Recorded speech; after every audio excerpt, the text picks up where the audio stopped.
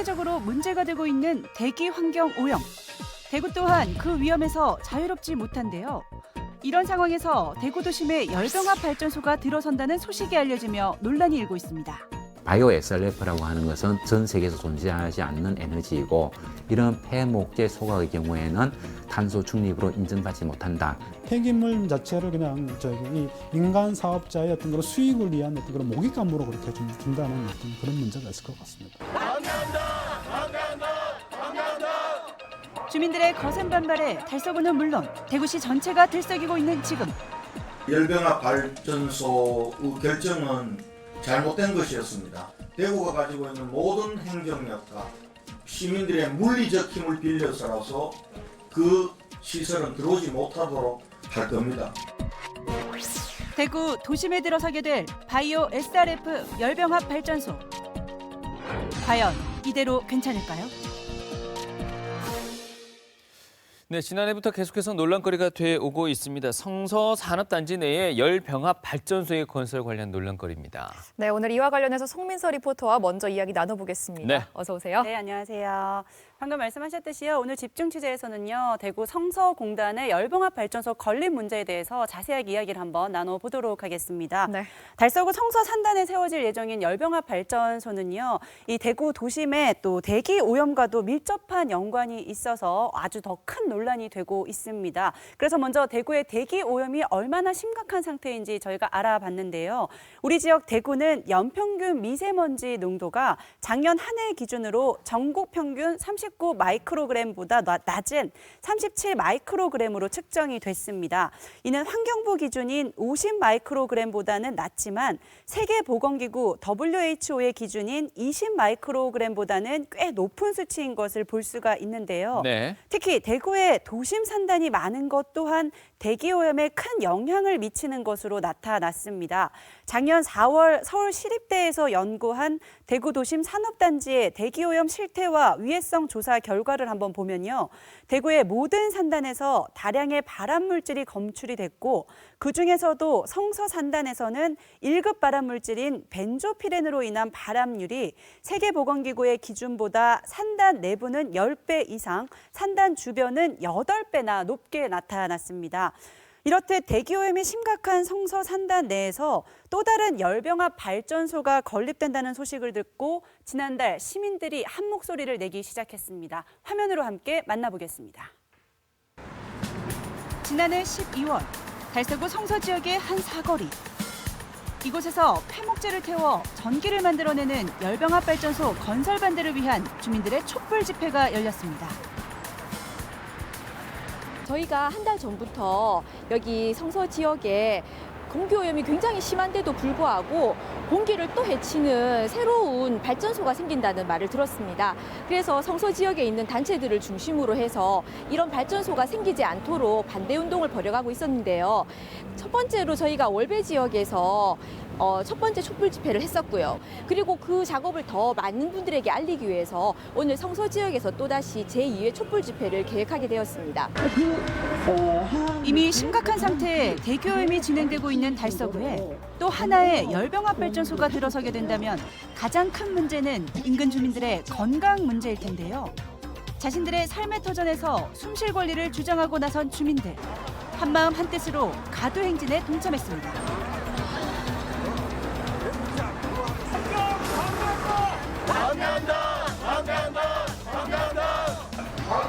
해당 지역에 살고 있는 달서구 주민들의 심경은 어떨까요? 가뜩이나 공기 안 좋기로 유명한 대구 달서구에 지금 계속 쭉 살고 있는데 뭐 아무리 당위성을 찾아보려고 해도 경제적인 측면에서나 뭐 여타 어떤 측면에서도 이렇게 수긍할 수 없는 발전소가 들어온다고 하니까 너무 답답하고 그래서 이 근처에 사는 주민으로서 가만히 있으면 안 되겠다 싶어서 나왔어요. 달서구 쪽에 지금 안 그래도 쓰레기 매일 입장 때문에 공기가 나쁜 데다가 또 이런 뭐 폐기물 소각장까지 생기면 달서구 주민은 어떻게 살아가고 자꾸 이런 걸 하는지 모르겠네요. 저도 이거 뭐 한 거의 45년 이상 살았지만 쓰레기 매립장 들어온다는 그 자체를 몰랐습니다. 완전 당하고 사는 거죠, 어떻게 보면. 좀 그런 식으로 행정은 안 했으면 좋겠다. 달서구 주민들이 특히나 이 대기 오염에 좀 더 민감한 분들이 많으신데 네. 거기에 추가적으로 대기 오염의 적신호가 켜졌다. 뭐 이런 식의 어떤 정리가 가능하겠어요. 네, 이 문제에 대해서 조금 더 깊이 알아봐야 될 것 같습니다. 오늘 그래서 모셨습니다. 대구 환경운동연합 개대욱 부장님과 함께합니다. 어서 오세요. 안녕하십니까. 예. 네, 대구 환경운동연합 활동가 개대욱이라고 합니다. 반갑습니다. 네. 네, 지금 주민들의 반발이 심상치 않은 상황인데요. 예. 같이 활동을 하고 계신다고 들었습니다. 현재 예. 상황은 좀 어떤가요? 예, 문제의식을 공감하는 주민분들과 함께 대책위를 꾸리고 지금 대응을 하고 있는 상황이고요. 네. 사실은 성서 산단 내에 이 문제가 들어오는 것에 대해서 주민들이 전혀 모르는 문제도 있었고요. 네. 저희가 이제 여러 가지 활동 아까 VCR 통해서 네. 나오기도 했지만 촛불 집회라든지 서명이라든지 이런 활동을 꾸준히 이어오고 있고요. 그런 활동에 발맞추어서 지역의 달서 구의회 의원분들도 구의회에 네. 그 반대 결의문을 채택한다든지 지역의 국회의원들도 반대 성명을 내기도 했고요. 이런 시민들의 호소, 이미 이 지역에 대기오염 배출 시설들이 많다. 네. 그만 네. 지었으면 좋겠다. 예. 이런 호소들에 지금 답을 하고 있는 단계가 아닌가 싶습니다. 조금은 좀 생소할 수 있는 단어들이 많이 나왔는데요. 그중에서 하나하나 정리를 해보죠. 열병합 발전소에서 사용하는 연료가 문제인데 그 연료를 바이오 SRF라고 한다고 아까 잠시 나왔습니다. 이거 좀 설명이 필요하겠네요. 예, SRF라고 하는 게 네. 솔리드 리퓨즈 퓨어라고 해가지고요. 네. 폐기물로 만든 고형 연료라고 생각하시면 됩니다. 그러니까 예를 들어서 폐비닐로 일정 형상을 만들어서 이것을 연료로 쓰기도 하고요. 네. 그리고 우리가 종량제 봉투에 담아서 버리는 쓰레기, 이런 생활 쓰레기들도 연료로 사용하기도 하고요. 이런 것을 SRF라고 하고요. 네. 그리고 이제 바이오 SRF는 우리가 바이오라고 들어가니까 무슨 친환경적인 느낌이 조금 날 수도 있는데요. 말 그대로 바이오매스, 그러니까 식물성, 그 목질계 폐기물을 가지고 만든다고 보시면 되는데요. 대표적으로 폐목재, 그다음 폐지류, 그다음에 농업 폐기물, 네. 그다음에 식물성 잔재물 이런 것을 연료로 해서 폐기물을 연료로 하는 고형 연료라고 보시면 되고요. 정리해서 좀 말씀드리면 주 재료가 되는 게 폐목재이기 때문에 어쨌든 이 폐목재 내에 존재하고 있는 오염 물질들이 어떤 것이 있는지 특정을 할 수가 없습니다. 특정할 수 없으니까 이것이 연소되어서 굴뚝으로 나오는 과정 속에서도 사실은 방지 시설 같은 게 있지만 이것을 특정해서 없애거나 제거하는 데 한계가 있다는 전문가들의 분석이 있는 거고요. 네. 지금 그리고- 화면에 나오는 게 지금 예, 맞습니다. 고형이 연료화된 예. 상태인가요? 예. 그 파쇄를 해서 그냥 파쇄, 태우는 형태라고 보시면 되는 어. 거고요. 이렇게 그 바이오 SRF에 대해서는 사실은 그 잔존하고 있는 오염 물질 때문에 네. 이것들이 연소하는 예. 과정 속에서 중금속 다이옥신들이 나오다 보니까 네. 주민들의 건강에 위해를 끼칠 우려가 크다라고 이렇게 걱정을 하는 상황인 거고요. 그래서 주민들이 첫 번째로 이게 말씀하신 게 반대하는 이유고 두 번째는 이게 그 주민들이 생활하는 공간하고 너무 가깝다는 거잖아요. 예, 맞습니다. 예. 그게 어떻게 보면 핵심이라고 할 수 있는데요. 아까 그 인터뷰에서 나왔지만 그 달서구 지역 내에는 이렇게 대기오염 배출 시설들이 엄청 많습니다. 예를 네. 들면 산단이 5개나 있고요. 네. 그다음에 그 아까 말씀하신 악취의 온상인 매립장이 있고요. 그다음 그 바로 옆에 생활 쓰레기를 태우는 바이오 SRF 시설이 있습니다. 네. 그리고 그 옆에는 벙커 시유라고 석유 연료 중에서도 가장 안 좋은 벙커 시유를 떼는 지역 난방공사도 있고요. 그리고 생활 쓰레기를 태우는 그 성서 소각장도 있습니다. 네. 네. 이렇게 어떻게 보면 대기 오염 물질들을 너무 많이 해서 이미 차고 넘쳐서 용량을 초과한다. 근데 그중에 아파트 단지도 또 많잖아요. 그러니까요. 그렇죠. 그래서 이 주변으로 또 아파트들이 병풍처럼 쭉 둘러싸 있고 예. 그리고 여기에 뭐 수십만 세대 그리고 학교도 10곳이 넘고요. 아. 이렇게 주거권, 생활권이랑 밀집한 지역에 이런 시설들이 들어서게 되니까 그 피해 규모라든지 파급 효과도 굉장히 클 것으로 우려가 되는 상황인 겁니다. 맞습니다. 네. 뭐 그림상으로도 나오고 있습니다만 이 시민들, 이 지역 분들은 더더욱이 분노하지 않을 수가 없겠습니다. 게다가 이 절차가 어떻게 진행되고 있는지 전혀 모르셨다고 해요. 네. 그래서 저희가 조금 짚어보겠습니다. 어떤 식으로 열병합 발전소가 추진됐는지 송민서 리포터가 전해드리겠습니다. 네, 성서 산업단지에 SRF 열병합 발전소가 들어서게 된 배경은요. 이명박 정권 시전으로 올라갈 수가 있습니다. 2013년 신재생 에너지 촉진법을 시행 시행하면서 신재생 에너지 기업들이 산업시설 안에 들어설 수 있도록 산업입지 법률 시행령이 개정이 됐습니다. 이를 근거로 해서 지금 성서 바이오 SRF 열병합 발전소가 성서 산업단지 내에 세워지는 게 가능하게 된 거고요. 네. 그 이후에 2015년에 민간 사업자인 성서 ENG가 열병합 발전소 허가 신청을 하게 되는 것이죠. 그때 대구시에서 개발 계획을 승인을 해줬고요. 그 후로 2년 뒤죠. 2017년에 성서 ENG는 지금의 리클린 대구로 개발 시행자가 변경이 돼서 그해 10월 산자부에서 전기 발전 사업 허가를 받게 됐습니다. 그리고 2달 뒤에 달서구청은 건축 허가를 내주게 되는데요. 지난해 9월, 2018년 9월이 돼서야 열병합 발전소가 추진되고 있다는 것을 주민들이 알게 됐습니다. 그래서 반발을 하기 시작을 했는데요. 그러나 산업자원부에서는 행정상 아무 문제가 없다는 이유로 2018년 12월 20일에 공사 계획을 승인을 했습니다. 이제 남은 과정은요. 달서구청의 고형연료 사용 허가와 환경부의 통합환경 허가만 2가지만 남아있는 상황인 것이죠. 네. 근데 이게 너무 늦게 알게 됐어요, 보니까. 그렇죠? 맞아요. 예, 네. 설명해 주신 걸 들어보니까 이게 너무 늦게 주민들이 알게 됐고 물론 행정상의 절차상의 문제는 없다고 하지만은 첫 단추를 끼움에 있어서부터 뭔가 좀 잘못이 있는 것 같습니다. 그렇습니다. 예. 게다가 이게 지금 우리 지역만 이런 것이 아니라 전국 곳곳에서 이런 폐기물 에너지를 원료로 하는 연료로 하는 발전소들이 생겨나고 있다고 하는데요. 네. 지금 상황은 좀 어떻습니까, 부장님? 네, 뭐 나주나 전주나 영천이나 문경이나 할 것 없이 네. 전국이 이 문제로 골치를 지금 어. 앓고 있는 상황인 거고요. 예.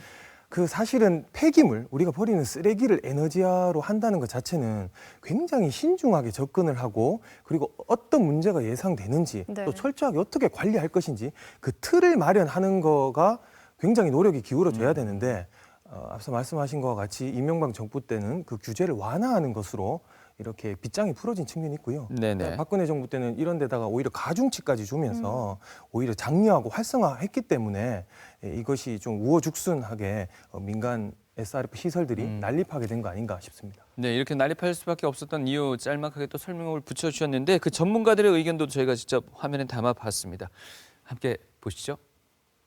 2013년도에 그 신재생에너지 촉진법이라는 게 국회에서 통과가 되고 거기에 그 당시 박근혜 대통령의 대통령 시행령으로 여기에다가 높은 단계의 신재생에너지 인증서를 주는 이런 특혜까지 베풀었습니다. 그렇게 되면서 우리나라 전역으로 이게 매우 빠른 속도로 퍼져나갔던 거죠. 그동안에 우리 산자부에서 바이오 SRF에 대해서 신재생에너지 가중치를 1.5나 주고 온 이유는 기후변화 협약에 우리가 파리 신기후 체제에 대응하기 위해서는 우리가 그 목재 소각 같은 것을 장려해야 된다는 이런 얘기를 해왔습니다. 그래서 이것이 사실인가 하는 것을 독일 쪽에 문의를 해보니 바이오 SRF라고 하는 것은 독일을 포함한 전 세계에서 존재하지 않는 에너지이고 이런 폐목재 소각의 경우에는 탄소 중립으로 인정받지 못한다 하는 것을 연락을 받았고 지금은 법으로 폐기시키는 그 당이 일고 직전에 와 있다고 얘기를 합니다. 근데 방금 그 김혜동 교수님 말씀 중에 우리나라에만 있다고 하는 게 맞는 말씀이세요? 예. 바이오 SRF라는 제도 자체가 예. 우리나라에만 있고요. 예. 외국 같은 경우에는 바이오매스 에너지라는 것은 이제 목질계 성분을 가지고 목재를 가지고 태워서 열과 전기를 얻는 것인데 네. 우리는 그것을 폐목재만 따로 폐기물에서 분류를 해가지고 네. 태우는 형태가 되고 유럽 같은 경우에는 폐기물 같은 경우에는 그냥 이제 폐기물 통칭해서 이런 것을 소각하는데 철저한 기준을 가지고 소각을 하는 그런 형태라고 볼 수 있습니다. 근데 게다가 여기에 REC 통해서 가중치를 줬다. 더 좋은 점수를 줬다 이런 말인 건가요? 그 무슨 뜻인가요, 이게? 네, 이게 뭐 전문가가 다 되셔야 되는데 예. REC라고 하는 것은 Renewable Energy Certificate라고 해가지고요. 예. 신재생 에너지 공급 인증서입니다. 예. 좀 말이 어려운데요. 예. 그 대형 발전소 500메가 이상으로 그 전기를 만들어내는 대형 발전소들은 석탄이나 뭐 원자력을 통해서 전기를 얻을 텐데 그것만으로 전기를 만드는 게 아니라 신재생 에너지로 해마다 일정 비율 이상의 전기를 만들어야 되는 공급 의무가 있습니다. 네. 네. 그런 공급 의무에 맞게끔 하려면 본인들의 자체 시설로는 불가능하니 신재생 에너지, 태양광, 풍력 이런 것으로 에너지를 만들어내는 곳에서 이런 인증서를 사게 되는 거죠. 이런 인증서를 살 때 일정 가중치를 매기게 되는데요. 이 에너지가 지속 가능하다, 또 뭐 친환경적이다 이런 이유들을 들어서 어드밴티지. 예, 가중치를 주죠. 1.5배다, 뭐 2배다, 3배다 이런 가중치를 줘서 매매할 때 일정한 비율로 이렇게 가치를 좀 더 높게 측정해주는 측면이 있는 겁니다. 네. 혜택을 부여받게 되는 거죠. 예, 맞습니다. 예. 아니 그런데 이 폐기물 에너지에 대한 논란, 환경적인 문제가 좀 불거지면서 가중치가 좀 조정됐다고 하더라고요. 예, 맞습니다. 그 네. SRF 시설의 경우에는 끊임없이 유해성 논란이 있었기 때문에 통칭해서 0.25로 네. 대폭 4분의 1인 거죠. 4분의 1로 그 가중치가 내려가게 됐고요. 사실은 바이오 SRF도 폐기물이니까 0.25로 대폭 하향 조정됐습니다. 근데 그 이전에는 사실은 미용 산림 자원이라고 해서 우리가 보통 산에서 감벌목 이렇게 하는 것들은 1.5에서 2.0으로 늘어났고요. 그 다음에 목재, 펠릿, 우드칩 같은 경우에는 1.5에서 1.0이나 0.5로 줄어들었습니다. 근데 바이오 SRF는 1.5에서 그 유해성 논란이 너무 끊임없이 제기되다 보니 0.25로 완전히 이제 가치를 4분의 1로 이렇게 부여해가지고 이 고시가 진행됐는데 성서 산단에 들어오는 이 열병합 시설 같은 경우에는 그 마지막 유예 기간 안에 이 시설이 들어오는 바람에 1.5의 가중치를 그대로 적용받는 그런 좀 폐단도 있습니다. 알겠습니다. 네. 어쨌든 이렇게 유해성 논란은 계속되고 있는데요. 이 열병합 발전소 세우려는 업체 입장도 잠깐 저희가 좀 정리를 해보겠습니다. 네, 발전소를 건설하려는 리클린 대구의 입장을요, 저희 제작진이 서면으로 들을 수가 있었습니다. 네. 바이오 SRF의 유해성 논란과 관련을 해서 리클린 대구 측은 우리나라 관련 법령에 따라 고형 연료 제품을 직접 생산하고 있다고 밝혔습니다. 생산 후에도 철저한 품질 관리를 할 계획이고 국내 환경 법령을 준수해서 열병합 발전소를 운영하겠다라고 서면으로 입장을 밝혀왔습니다. 네. 이 정도 답변이 진실이라면은 또 뭐가 문제가 될까 하는 생각도 가질 수 있겠는데요. 네, 맞습니다. 예. 근데 이제 첫 번째로 네.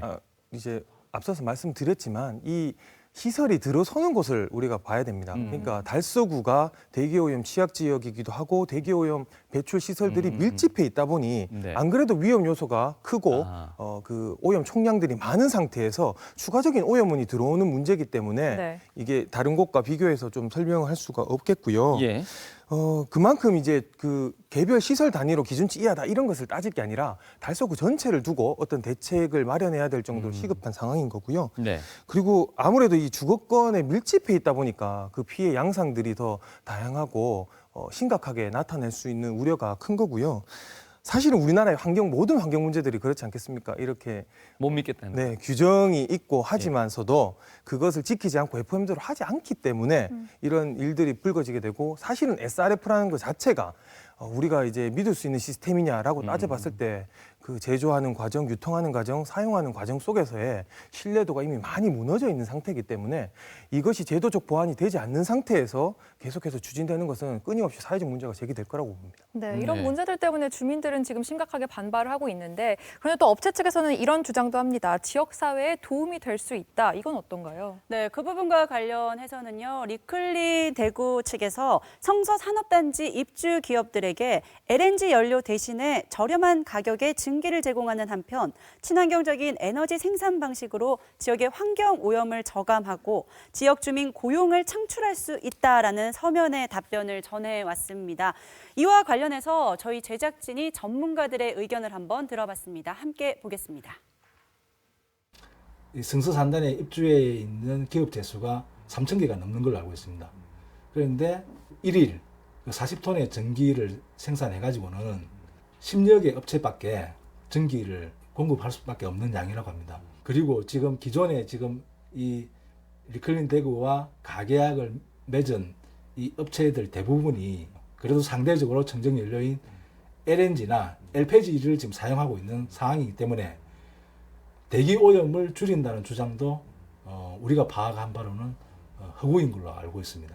결국에는 이 산자부에서 내놓은 가중치 그 규정 때문에 스팀 공급을 빙자해가지고 한전에다가 전기를 파는 게 우리는 주 목적이라고 지금 파악하고 있습니다. 소각시설이라든가 이런 것들을 민간이 운영한다라고 그렇게 본다면 촘촘하게 감시 체계를 구축하고 그렇게 한다고 하더라도 이 공공 부분보다는 확실히 좀 신경을 좀 덜 쓸 건 분명한 거고 또 한 가지는 이제 주민하고의 어떤 그런 이 관계에 있어서도 소통이라든가 그런 측면에서 굉장히 좀 신경을 좀 많이 쓸 거고, 주민들 그 과정 속에서 참여시키기도 할 거고, 그렇지만은 민간의 입장에서 보면은 그럴 필요가 전혀 없기 때문에 공공이 하는 것보다는 확실히 좀 폐쇄적으로 그렇게 운영할 가능성이 좀 크다라고 생각합니다.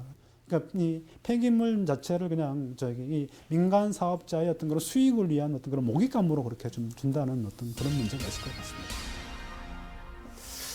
주민들이 앞서 설명에서도 나왔습니다만 주민들은 작년 9월에서야 이제 알게 될 때 그랬었고요. 그에 앞서서 얘기하셨던 게 2017년에 달서구청에서 건축 허가 완료해줬고 2015년에 대구시에서 또 그 신청을 허가해 줬단 말이에요. 그렇죠. 그 과정에서 시민들의 어떤 의견 수렴 과정 분명히 있었을 것 같은데 어떻게 된 걸까요? 예, 전혀 없었다는 게 이 문제가 제기되는 하나의 관점인 거고요. 네. 그 사실은 2015년부터 지금까지 단 한순간도 그 주민들이나 시민들의 의견이 반영된 적이 없고요. 네.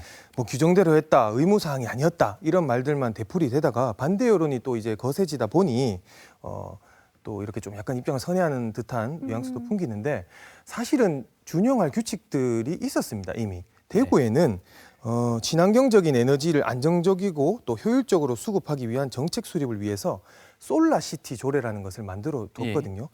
거기 제2장 제4조의 시장의 책무 5항에 보면 대규모 발전 시설, 그다음에 송전 시설, 뭐 자원 해수 시설 같은 것이 들어올 경우에는 주민 의견을 반드시 수렴해야 된다라는 조례 규정들이 있습니다. 그런데 이런 규정 속에서 행정이 좀 더 적극적으로 이런 문제들을 대처하지 않았던 게 문제고요. 절차상의 문제 없다고 그러지 않았나요? 근데 이제 산자부나 혹은 또 그 이후에 이제 건설 인허가를 하는 과정 속에서도 이런 주민들의 입장에서 생각을 했다면 민원 발생이라든지 또 주민들의 건강 위해도를 따져봤더라면 충분히 지자체에서는 반대 입장을 표명할 수 있었던 겁니다. 그럼 지금은 어떤 활동으로 이제 반발을 하고 계신 건가요? 사실은 지난해부터 계속해서 뭐 서명도 받고 여러 가지 활동들을 하고 있는데 그 저희들 활동을 보고 이제 공감해 주시는 시민분들께서도 뭐 아파트 단위로 서명을 받아 오셔가지고 저희 대책위에 제출해 주시는 경우도 있고요. 지금은 뭐 어떤 양자 간의 어떤 뭐 회의가 진행? 토론회 장면이 나오거든요. 토론회 장면이고 이거는 이제 촛불 준비하는 과정들에 나오는 거고요. 전단지를 또 나눠주시면서 설명을 하고 있는 과정인데, 사실은 저렇게 일상에서 미세먼지라든지 악취라든지 이런 고통을 받는 달서구 지역에서 사실은 2017년 9월에 그 성서 지역을 바꾼 5만 가지 상상이라는 주제로 원탁 회의가 열렸었고 거기에서도 제일 먼저 시급하게 해결해야 될 과제로서 1번으로 꼽은 게 대기 오염이었습니다. 그 자리에 시장님 계셨고 국회의원 계셨고 관련 공무원들 다 계셨습니다. 그렇게 시민들이 얼마나 창문도 못 열겠다, 그렇게 고통을 호소하고 일상적으로 힘들다고 말씀을 하셨는데도 불구하고 열병합 발전소 얘기는 그때는 안 꺼내셨고 그 이후에 절차들이 9월에 그렇지 않습니까? 10월, 12월에 일사천리로 진행된 측면이 있는 거죠. 알겠습니다. 저희 취재진이 그 대구시에도 이 열병합 발전소 건설 관련한 그 입장 들어본 것 같습니다. 화면 한번 보시죠. 이 열병합 발전소 결정은 잘못된 것이었습니다. 그때 지금과 같은 열병합 발전소는 이 환경에 문제가 없고, 그리고 환경부에서도 신재생 에너지이기 때문에 권장하는 것이었기 때문에 도심에 그러한 시설들이 들어왔을 때 우리 대기질 환경에 미치는 영향을 신중하게 판단하고 결정을 했었는데 제 스스로 경솔했습니다. 그 부분과 관련해서 시장으로서 시민들께 제 결정에 대해서 죄송하다는 말씀을 드리겠습니다. 이 부분들은 허용할 수가 없습니다. 이제 내용을 안 이상은 허용을 할 수가 없습니다. 대구가 가지고 있는 모든 행정력과 시민들의 물리적 힘을 빌려서라서 그 시설은 들어오지 못하도록 할 겁니다. 앞으로 대구에는 대길 환경을 저해하는 어떠한 시설도 대구 도심에 들어오지 못하도록 할 겁니다. 시장님이 다행히도 이런 입장 밝히셨는데 언제 작년이죠. 12월 26일 송년 기자 간담회에서 저렇게 입장을 표명해 주셔서 사실은 대책위로서는 뿌듯하기도 하고 고지고대로 또 들을 수 있나 이런 좀 우려하는 목소리도 같이 있었는데요. 그 앞으로 남아있는 절차들이 분명히 있습니다. 예. 이런 절차 속에서 행정이 어떻게 결단력 있는 모습으로 구체적으로 대응하고 또 장기적으로는 대구의 대교 네. 환경 전체에 대해서 어떤 대책과 보관을 마련할 것인지 이런 시민들의 궁금증에 답해가는 모습이 굉장히 중요한 시점이라고 봅니다. 네, 지금 두 가지 절차가 남아 있는데요. 달서구청의 허가 그리고 환경부의 허가 이와 관련된 지자체 입장 들어보겠습니다. 주민들의 의견이 전부 다 현재 대구시와 달서구청은 반대 입장으로 돌아선 상황. 그 차원에서 당초와 달라진 그들의 입장을 듣고자 해당 과로 찾아가 봤습니다. 거기에 대해서 뭐 총력을 기울이고 있습니다. 바이오 에스라이프 그 도론 성서 산업단지의 그 인근 2km 이내에 수천 세대 또 주민들이 거주하고 있거든요. 옛날보다는 지금 현대에 살고 있을 때는 주민 건강이 우선이고 환경 오염을 방지하기 위해서 이제 정부나 이제 지자체에서 노력을 하고 있기 때문에 그 환경부의 그 질의와 그 법제체, 법령 해석과 향후에 예상되는 다툼을 대비해서 그 법률적인 자문도 구해가지고 주민들이 만족할 수 있도록 대처해 나가도록 노력하겠습니다. 고형 연료 사용 허가에 대해서 이제 법에 규정하고 있는 게 주민 설명이라든지 주민 환경 대책 이런 계획을 다 수립해서 허가 신청을 하도록 되어 있습니다. 그렇다면은 주민이 집단적으로 반대하고 있기 때문에 충분히 어떤 설득력이 있다고 생각을 합니다. 그리고 환경부의 경우에 통합환경 허가를 할 때 기존 인허가 과정에서 의견 수렴을 한 기관들에 대해서 재차 어떤 환경적인 그 상태가 변화가 있었기 때문에 그 의견을 다시 좀 수렴을 해서 이 발전 사업에 대해서 재검토하도록 강하게 저희들이 요구를 할 계획입니다.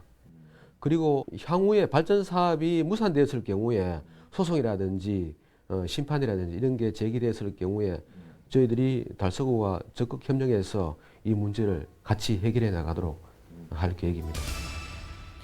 네, 시와 달서구의 이런 굳건한 입장이 변치 않았으면 좋겠습니다. 네. 마지막으로 다른 지자체 앞서 몇 곳 거론해 주셨는데 그쪽은 현재 어떻게 진행되고 있는지요? 전주 같은 경우에는 뭐 소송까지 진행되고 있고 네. 남아 있는 절차들 상에서 더 엄격한 기준을 적용하겠다고 밝힌 바 있고요. 네. 또 LNG로 연료 전환을 하는 그런 사례들도 있고요. 남원 같은 경우에는 이런 시민들의 입장을 사업자한테 명확히 밝히고 사업자가 태양광으로 전환하게끔 하는 그런 사례들도 있고요. 네. 이런 다양한 사례들을 좀 행정에서 다각적으로 검토하시고 또 시민들과 협력할 수 있는 부분까지 좀 구축해 나갔으면 합니다. 네. 그렇다면 끝으로 이 대구시와 달서구에 하고 싶은 말씀이 있으시다면요? 시정 슬로건이 행복한 시민 자랑스러운 대구지 않겠습니까? 네. 시정 슬로건에 걸맞는 또 시장님께서 또 숨쉴 권리 시민들한테 보장하겠다 하셨는데 네. 거기에 걸맞는 그런 모습을 보여주실 거라고 믿습니다. 네, 자 오늘 달서구 지역 열병합 발전소 건설과 관련된 논란 함께 짚어봤습니다. 송민서 리포터 수고해 주셨고요. 대구 환경운동연합의 개대욱 부장도 함께해 주셨습니다. 두 분 다 고맙습니다.